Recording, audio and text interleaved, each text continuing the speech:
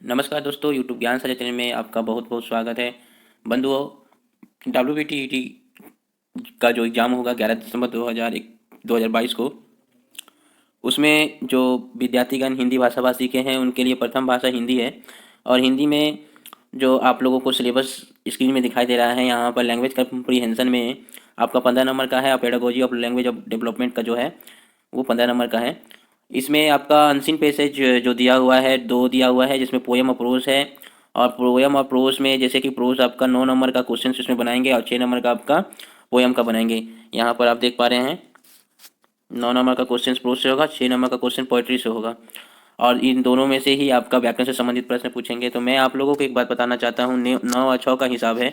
इसमें से आपका लगभग आप मान के रखिए कि 6 क्वेश्चन आपका, या कम से कम 5 क्वेश्चन आपका प्रश्न से रहेंगे, और बाकी जो रहेंगे आपका 3 प्रश्न व्याकरण से रहेंगे। वहीं यहाँ पर आपका 6 प्रश्न में से आपका 4 क्वेश्चन आपका पोयम के रहेंगे और 2 क्वेश्चन व्याकरण से रहेंगे। आपको व्याकरण से संबंधित मैंने नोट्स भी दिया हूँ, मेरा आप प्ले लिस्ट में देख सकते हैं। अच्छा, अब इसके बाद यहाँ पर जैसे कि आप तो यहाँ से जितना है पोएम प्रोस पढ़कर आप अपना नंबर उठा लीजिएगा। इसमें आपका अभ्यास अगर बना है तो आप बेहतर नंबर ला पाइएगा। आज मैं आप लोगों को इस वीडियो के माध्यम द्वारा प्रथम पेडागोजी ऑफ लैंग्वेज डेवलपमेंट के प्रथम पार्ट जो है लर्निंग एंड एक्विजिशन, यानी कि अधिगम और अर्जन के ऊपर मैं आपको नोट्स दूंगा और इससे संबंधित जो है चर्चा रखूंगा। चलिए मेन इसमें चलते हैं, लर्निंग एंड एक्विजिशन से संबंधित।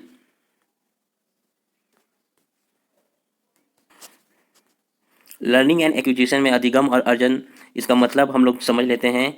ऐसे जो विद्यार्थीगण सीटेट का परीक्षा दिए हैं और पास भी किए हैं तो उनके लिए यह सहज है, लेकिन जो प्रथम प्रथम WBTET या किसी भी टेट में नहीं बैठे हैं तो इस चीज़ को जान लीजिए। लर्निंग का मतलब होता है सीखना, और इसके बाद एक्विजिशन का मतलब होता है अर्जन करना। यहाँ पर अधिगम वही जो लर्निंग का मतलब है, यहाँ पर अधिगम जिसका अर्थ है सीखना और अर्जन का तात्पर्य है अर्जित करना अथवा ग्रहण करना। इसके बाद जैसे मैंने लिखा हूँ कि जैसे हम भारतवासी हिंदी भाषा अनेक राज्यों में प्रचलित होने के कारण अर्जित करते हैं। अब यूपी में, बिहार में ये सब जो भाषा हम लोग बोलते हैं, ये क्या है कि आसपास में हम लोग वही सुनते भी हैं, तो ये एक अर्जित में रखा गया है, यानी ग्रहण करते हैं। अथवा मातृभाषा हम अपने घर पर जैसे बोलते हैं, अगर आप बिहार के रहने वाले बिहारी बोलते होंगे, अगर हरियाणा के रहने वाले हरियाणवी बोलते होंगे, तो ये हमारे मातृभाषा होंगे। वही अगर हम अंग्रेजी भाषा जो कि हम सीखते हैं, क्योंकि ये अपने भारत का भाषा नहीं है, ये अंतर्राष्ट्रीय भाषा है और इसे हम सीखते हैं, इसलिए इसको हम क्या बोलते हैं, अधिगम कहते हैं। यानी मातृभाषा छोड़कर सभी भाषा जो है हमारा वो अधिगम में आ जाएंगे। अब यहाँ पर और दूसरा पॉइंट मैंने लिखा हूँ कि अधिगम के लिए वातावरण बनाना होता है, जबकि अर्जन के लिए वातावरण बना रहता है। अब जैसे कि आप एक आसपास में आपके जो क्षेत्रीय भाषा, आप अगर बंगाल में निवास करते हैं तो आप बंगाली भाषा आप सहज में सीख लीजिएगा। मतलब कि उससे सहज में सीख लेने का मतलब ग्रहण कर लीजिएगा। वहीं आपको अगर अंग्रेजी बताया जाएगा या कहीं का अन्य राज्यों का भाषा पंजाबी बताया जाएगा तो उसे क्या है, सीखना पड़ेगा।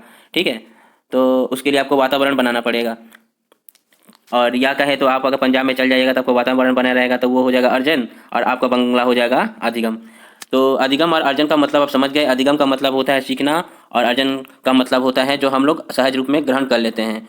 अधिगम का उदाहरण सबसे अच्छा बेस्ट होगा जो हम लोग भारतवासी के हिसाब से हिंदी हम लोग जो कि अर्जन करते हैं, और अधिगम जो करते हैं वो अंग्रेजी करते हैं।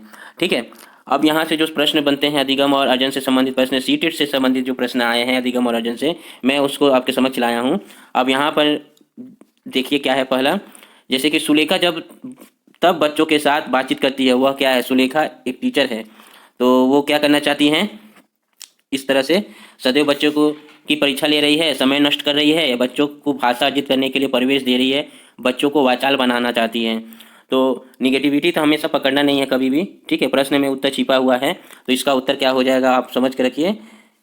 3 नंबर ये हो जाए, बच्चों को भाषा अर्जित करने के लिए परिवेश दे रही है। बहुत ही सहज है, इसमें कोई खास नहीं है, आसानी से आप समझ पा रहे हैं। सुमन बचपन से गुजराती बोल समझ लेती है, या गुजराती उसका अर्जित भाषा है, गुजरात की रहने वाली है। वह विद्यालय कभी नहीं जाती। उदाहरण के लिए ये क्या है, सुमन की प्रतिभा का, भाषा सीखने का, भाषा में पिछड़ने का, या भाषा अर्जन का। तो यह है भाषा अर्जन का। अगला प्रश्न है, भाषा अर्जन और भाषा अधिगम में महत्वपूर्ण अंतर है, हम लोगों ने जान लिया है। तो वो क्या है, भाषा सीखने सिखाने की पद्धति है। ठीक है, सीखने और एक सिखाने दोनों में अंतर है ना। तो हम लोग जो भाषा अर्जन करते हैं वो सीखने में आते हैं, और सिखाने में क्या है, जो अंग्रेजी भाषा है ये। आगे बढ़ते हैं। भाषा अर्जन में महत्वपूर्ण है भाषा के विभिन्न रूपों का प्रयोग। अब मैं ऑप्शन नहीं पढ़ रहा हूँ, आप लोग ऑप्शन देख कर समझ सकते हैं। मैं डायरेक्ट आपको उत्तर ही बता दे रहा हूँ, क्योंकि वीडियो काफ़ी लंबा हो जाएगा और मुख्य चीज़ों से दूर हो जाएंगे। ठीक है, आप ऐसे अभ्यास के लिए आप अपना देख सकते हैं। बच्चे अपने परिवेश से स्वयं भाषा अर्जित करते हैं। इसका एक निहितार्थ यह है कि बच्चों को समृद्धि भाषिक परिवेश उपलब्ध कराया जाए। वो जो वातावरण हम बनाते हैं, इसका मुख्य मकसद क्या है कि वो भाषा का परिवेश बनाना ही बच्चे को अपने परिवेश से स्वयं अर्जित भाषा कर लेते हैं। अर्थ की गहनता को समझने में कौन सी पद्धति सर्वाधिक रूप से सहायक होती है? अर्थ की गहनता मतलब समझने की, जो अर्थ मतलब की गहनता को समझने में कौन सी पद्धति सर्वाधिक रूप से सहायक है? सस्वर पाठन, मौन पाठन, ध्रुत पाठन, धीमा पठन। इसका सबसे अच्छा जो है एग्जाम्पल जो सस्वर पठन जो होता है अपना खुद के द्वारा पढ़ना। मौन पठन में क्या होता है कि हम देखते हैं और चिंतन करते हैं, मनन करते हैं अपने मन में, यानी मौन रहकर। तो इससे क्या होते हैं, हम मतलब उस चीज़ का समझ पाते हैं, उस विषय वस्तु का। इसीलिए मौन पठन इसका उत्तर हो जाएगा। शब्दों के अर्थ स्पष्ट करने की अपेक्षा की ज़्यादातर बेहतर पद्धति है वो जो क्या है, शब्दों के अर्थ को स्पष्ट करने की सबसे अच्छा बेस्ट तरीका क्या है? वाक्य प्रयोग द्वारा बच्चों को अर्थ का अनुमान लगाने का अवसर देना। अब वाक्य प्रयोग के द्वारा किसी, अब जैसे कि टेढ़ी मेढ़ी, अब टेढ़ी मेढ़ी कैसा होगा? अब रास्ता टेढ़ी मेढ़ी है, यानी कि रास्ता हम समझा देने पर बच्चे के मन में छवि बन गया कि अब ये टेढ़ी मेढ़ी रास्ता होती है, जैसे सांप टेढ़ी मेढ़ी चलती है। तो ठीक है, तो उससे अंदाज़ा लग जाता है कि हाँ ये इस तरह के घटना से ऐसा चीज़ होता है, टेढ़ा मेढ़ा से ऐसा मतलब टेढ़ा मेढ़ा चीज़ हो जाता है।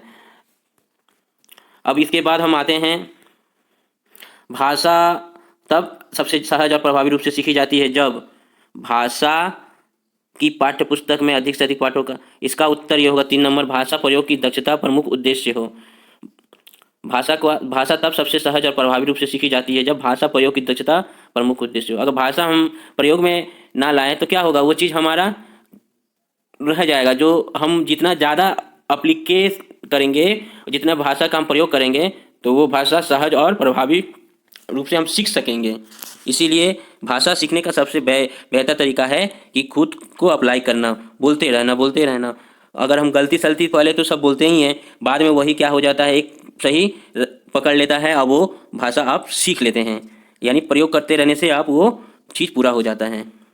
भाषा अर्जन जो है क्या है, प्रयासपूर्ण होता है या शिक्षक की आवश्यकता उपस्थिति की मांग करता है। भाषा की कक्षा में ही संभव है, सहज स्वाभाविक होता है। भाषा अर्जन जो है सहज स्वाभाविक होता है। भाषा अर्जन के संबंध में कौन सा कथन उचित नहीं है? इसका उत्तर जो है, भाषा के नियम सीखे जाते हैं, भाषा के नियम अर्जन में नहीं सीखे जाते हैं, ये हम लोग सीख लेते हैं वातावरण के द्वारा। ये होगा, ठीक है, 1 नंबर। अगला है ये तो नहीं आया है, 12 नंबर आया हुआ है। भाषा सीखने के लिए कौन सा सर्वाधिक महत्वपूर्ण है?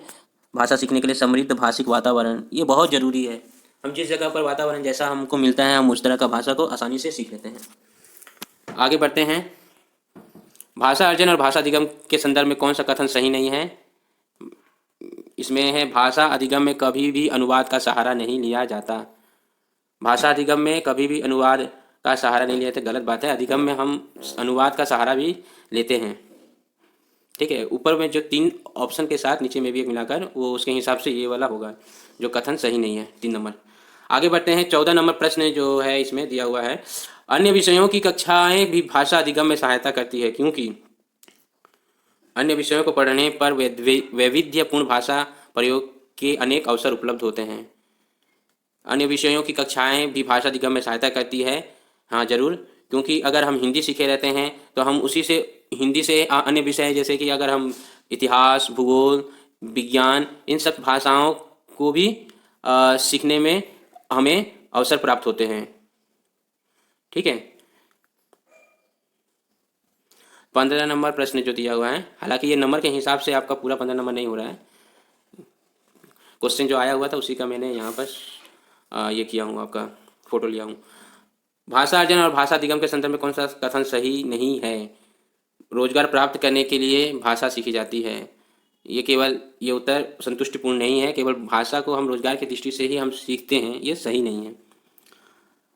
एक बहु सांस्कृतिक पृष्ठभूमि वाला कक्षा में भाषा सीखने के बारे में कौन सा विचार उचित है?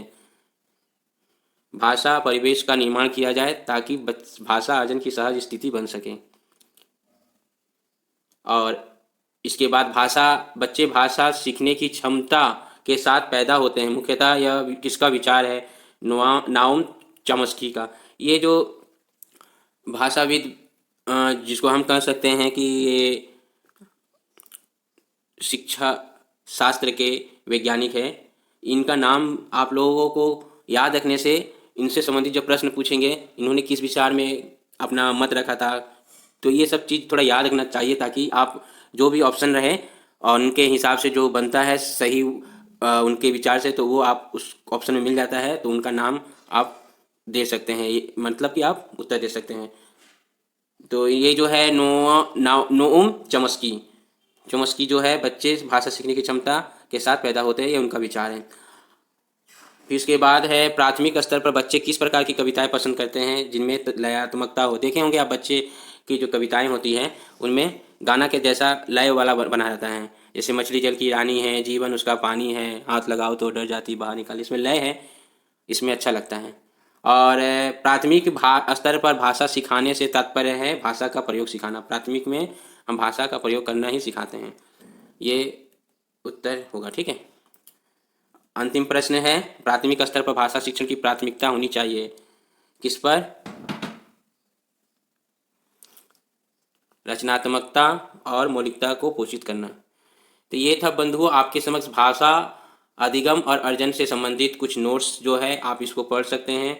ये विगत सीटेट के प्रश्नों में आया था, भाषा अर्जन और अधिगम पाठ से। और आप लोगों को मेरा ये प्रथम आज का वीडियो था हिंदी शिक्षा शास्त्र से संबंधित। अच्छा लगा हो तो जरूर से जरूर लाइक, चैनल को सब्सक्राइब और शेयर करना ना भूलें। आप सभी का बहुत बहुत धन्यवाद।